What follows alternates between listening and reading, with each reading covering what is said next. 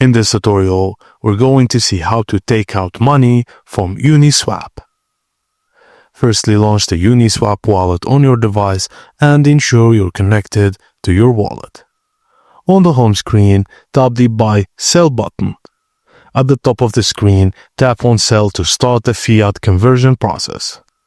Select the token you wish to sell. Just note that you can only sell stable coins or network tokens. If you have other tokens, convert them first within the app. Type in the amount of crypto you want to sell and tap Continue. Uniswap will show you a list of available fiat off-ramp providers based on your location like MoonPay, Transact, Banksa, etc.